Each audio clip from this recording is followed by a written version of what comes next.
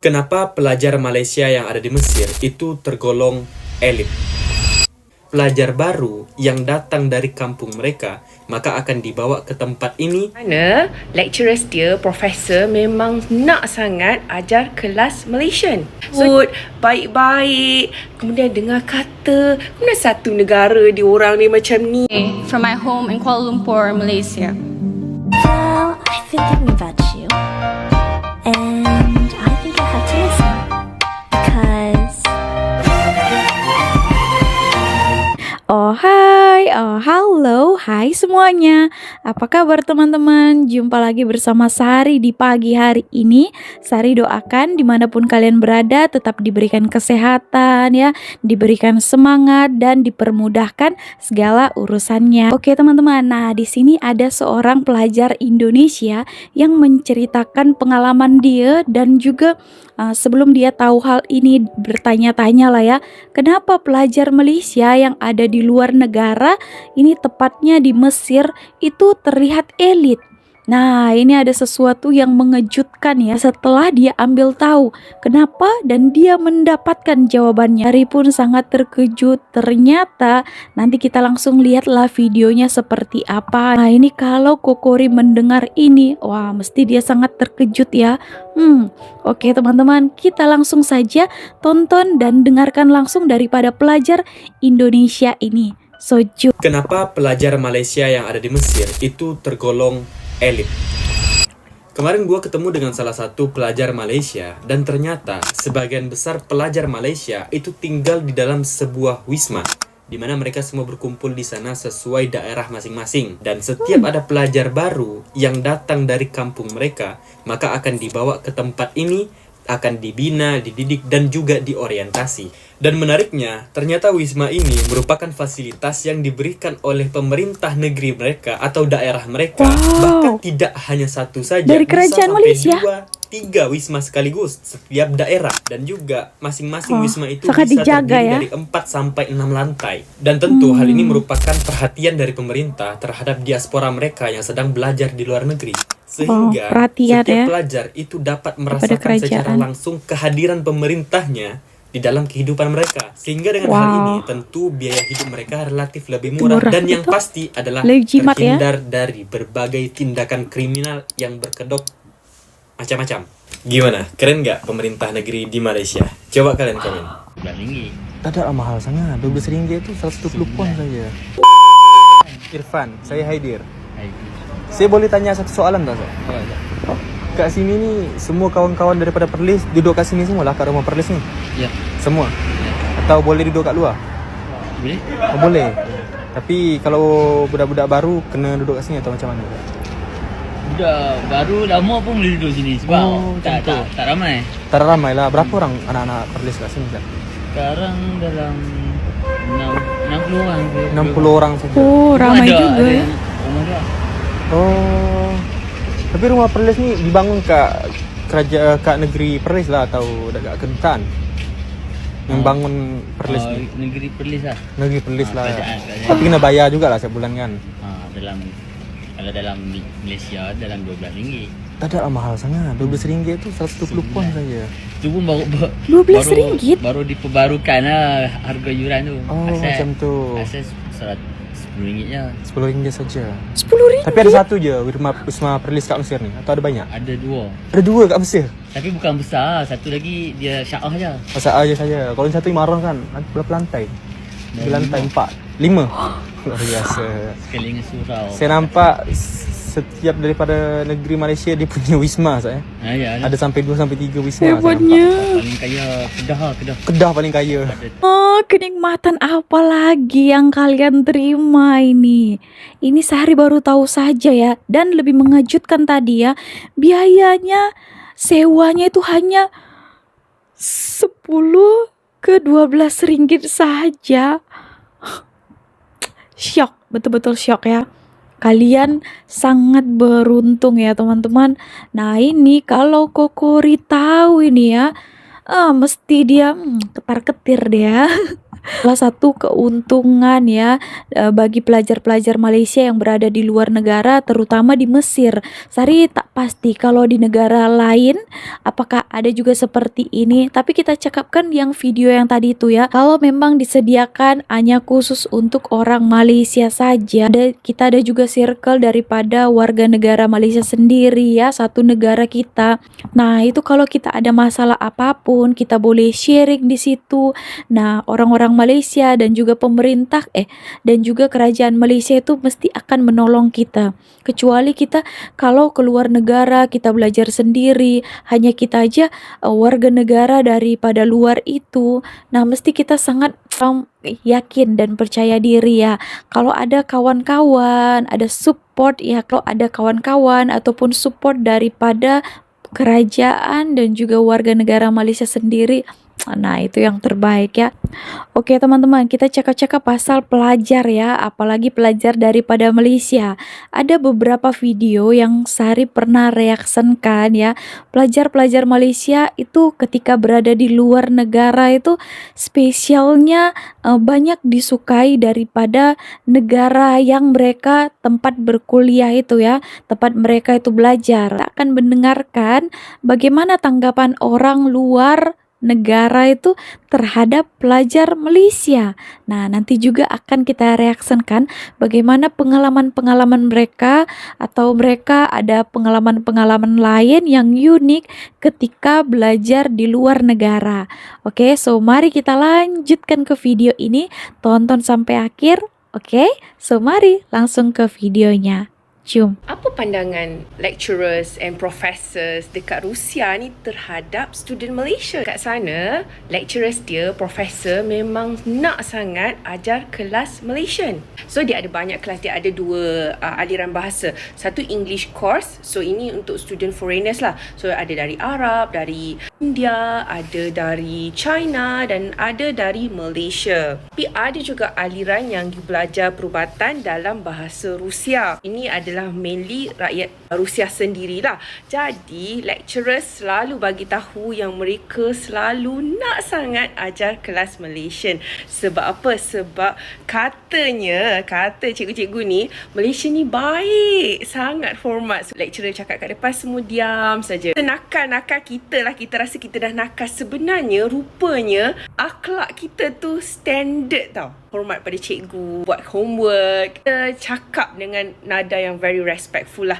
Cikgu lah, kita kan diajar adab ya cikgu, jadi kita tak bising dan sangat mudah nak mereka dekat bilik guru ni kan. Mereka ceritalah kan, lalu berbincang kenapa orang Malaysia ni semua macam ni, student dia cakap lembut-lembut, baik-baik, kemudian dengar kata, kemudian satu negara dia orang ni macam ni. Mula-mula kita tak faham tau. Bila saya tengok lah kelas-kelas pelajar lain, okay, kalau kelas student India, southern part of India, dia memang suka bercakap. Kadang-kadang kita kan gabung kelas dengan mereka, jadi okay, memang mereka ni suka bercakap dalam kelas. Walaupun lecturer dekat depan, dia boleh bercakap kuat-kuat, laju-laju, berbual. Macam kita ni kan kalau nak berbual-bual macam ataupun kita tulis pas kan, cara kita lah. Passion pula, mereka pun kuat juga, very loud, sebab mereka kan memang jenis suara kuat.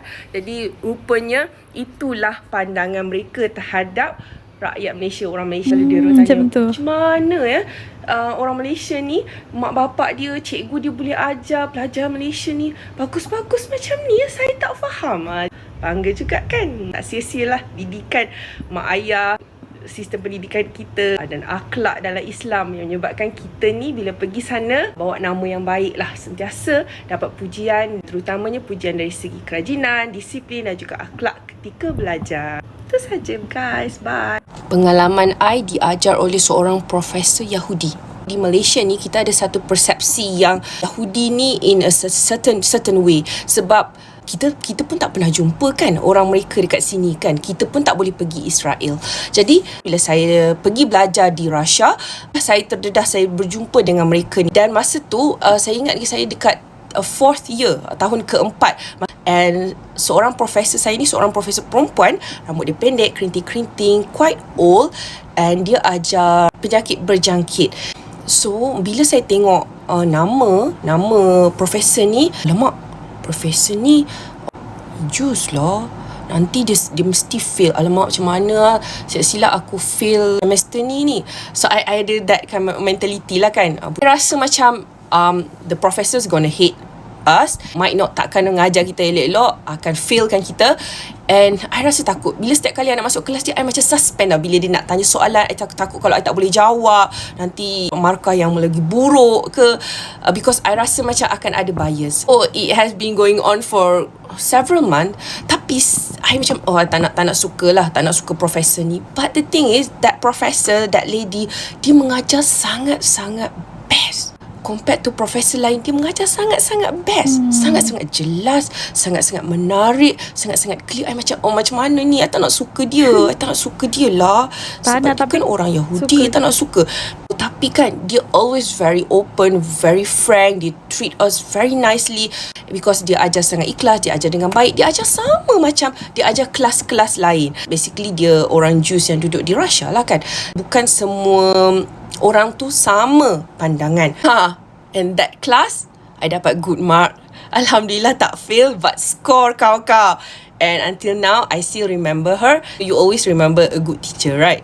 Oke teman-teman, nah kakak ini adalah salah seorang dulunya menjadi pelajar Malaysia yang berada di Rusia ya. Tadi diceritakannya orang Rusia itu sampai pelik sangat dengan orang kita. Kenapa orang Malaysia macam ni? Kenapa ya? Ya itu memang kalau orang Melayu ya, memang di sini kalau bercakap itu memang penuh sopan santun, lembut ya teman-teman. Mungkin dekat Rusia itu kan Sari pernah lihatlah beberapa movie Rusia itu, mereka suaranya tuh agak lantang-lantang gitu ya teman-teman. Ketika tiba-tiba jumpa orang Malaysia yang cakapnya sangat-sangat soft gitu ya, jadi mereka itu rasa, apakah orang Malaysia semuanya seperti ini gitu ya, bercakap dengan penuh sopan santun ya, kehormatan, lemah lembut, macam sampai terheran-heran mungkin mereka di sana. Nah kalau di Malaysia ini, kalau untuk hormat ya teman-teman, memang sudah diajar ya untuk kesopanan daripada kecil lagi ya. Itulah jadi terbawa-bawa hingga ke besar dan sampai terbawa adabnya itu juga ke luar negara. Nah sampai orang-orang luar negara itu rasa pelik ya, gitu, apalagi orang dekat Rusia ini. Nah mungkin ini adalah salah satu ya yang mendorong paspor Malaysia ini kuat, termasuk yang kuat juga ya di dunia teman-teman. Apakah kalian berpendapat perilaku orang-orang daripada Malaysia itu, kita keluar negara itu buat hal kan macam-macam ya, kes-kes yang tak baik di luar negara. Nah itulah menjadikan paspor sesuatu negara itu menjadi lemah di mata dunia. Oke teman-teman, so jagalah harga diri bangsa kita, negara kita ketika juga berada di luar negara, kan gitu. Oke teman-teman, nah untuk yang terakhir ini kita akan mendengarkan beberapa pengalaman daripada orang Malaysia ini ketika berada di luar negara. Nah apa juga pandangan orang-orang luar negara terhadap orang Malaysia dan juga pelajarnya.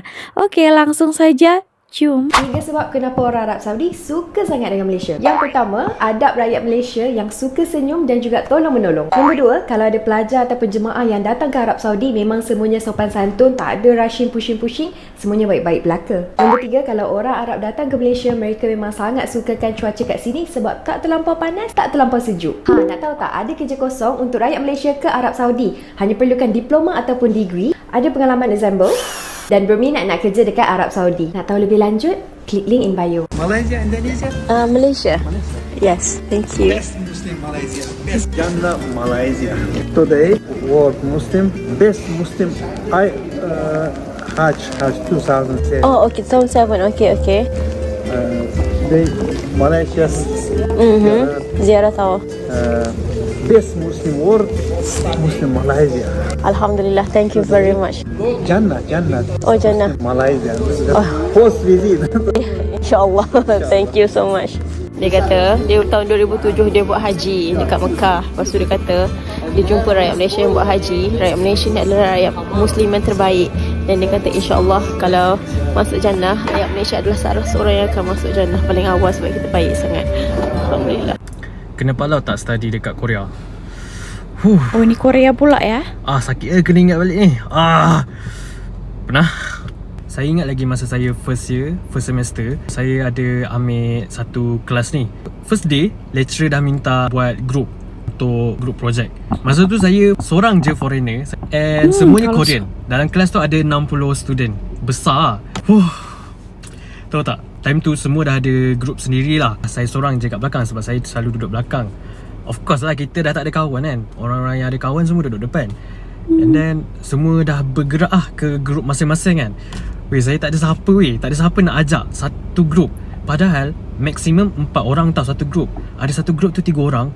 Dia macam tak nak dengan saya. Saya pandang nak ke arah dorang mengalihkan badan. Lepas tu lagi satu, saya pergi ke grup tanya, boleh tak nak join? Boleh tak? Tak ada siapa yang nak. Agak rasis ya. Okay, sabar. Korea ni. Masa tu terus balik, terus menangis gila-gila. Macam ini dah palau teruk gila ni. Satu lagi, kelas lain, subjek lain, ada group project juga. Saya ada kumpulan 4 orang Korean, 2 orang foreigner. Saya dengan seorang Chinese from China. Kita orang macam bagi opinion lah, sebab ada soalan yang lecturer bagi kat setiap group. Kita orang kena bagi seorang-seorang opinion. So bila turn saya bagi opinion, macam contoh apa maksud bahasa, so saya bagi tahulah ononen Aisa sotong sudah ni macam bla bla bla bla. Diorang pun kerokna.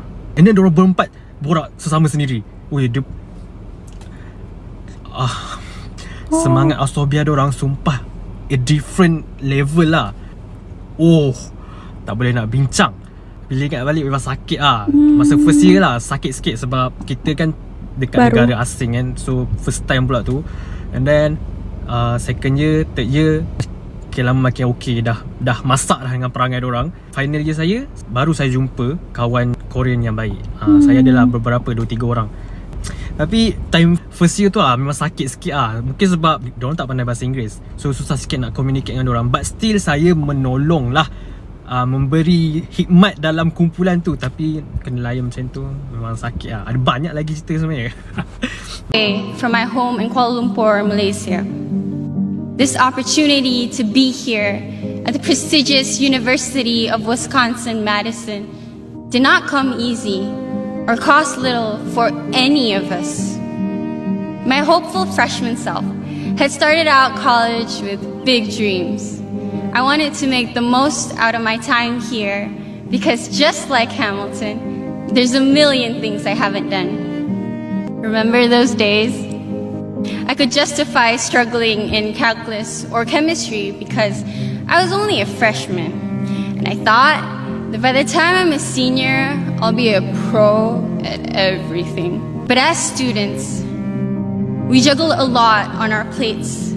We juggle our studies, relationships with friends and family, and in my case, most of them were abroad, separated by a 14-hour time difference. Most importantly, we work towards the promise of a great future for ourselves. While I was carrying the expectations of many, the heaviest ones were my own. My second year in college, I suffered burnout to the point of losing motivation to finish this degree. I'd overwhelmed myself past my breaking point, kept chasing things that would look good on my resume, but I stopped feeling passion for anything I did or learned. And the truth was, all I wanted to do was sleep all the time. I was so desperate to find a spark of enthusiasm, the same one we all overflowed with at the beginning, only to feel so helpless. But friends, look at where you are. Look at where you started. You made it here to the last act. You did it day after day. You made the choice to rise up and give yourself another chance to start over every single morning. The good times that we are grateful for, and the person we became because of it. We're gonna teach them how to say goodbye one last time. Congratulations, Badgers. Nah, menarik ya. Ada juga cabaran, ada juga happy. Nah, apalagi ini dia study dekat Korea ya. Kita tahu juga Korea itu mereka mau sesama mereka sendiri tuh lebih banyak ya. Sebab Sari juga tengoklah ya, banyak-banyak juga drama Korea gitu ya. Jadi dia tuh cabarannya menjadi foreigner study dekat Korea ya. Ada macam-macam lah ya teman-teman. Ada kisah sedih, ada kisah menarik dan lain-lainnya ketika kita berada di luar negara. Nah, ini juga salah satu keuntungan yang tadi yang study dekat Mesir itu, ketika sama-sama dengan orang Malaysia, dengan abang ini sendiri dia belajar dekat Korea ya, sendiri saja. Jadi merasakan, wow, aku sendiri saja orang Malaysia. Tak ada ya siapa yang mengerti ya, tak ada siapa yang fahami gitu ya. Juga sisi keuntungannya ketika bersama-sama dengan orang Malaysia juga. Ada plus minusnya lah ya teman-teman. Ya teman-teman, so segitu aja video kali ini. Kalau kalian ada juga pengalaman lain ya ketika belajar di luar negara ataupun ketika pergi ke luar negara, apa pengalaman kalian yang paling berkesan ya? Paling berkesan saja lah ya. Kalau misalnya pengalaman yang tak baik itu, kalau boleh jangan diingatkan, nanti ada yang sedih. Seperti itu. Pengalaman mengesankan, yang menarik, yang unik, boleh ceritakan di ruang komen di bawah. Oke teman-teman, ditunggu ya. Terima kasih. So, segini aja video kali ini. Terima kasih telah menonton. See you on my next video. Bye-bye.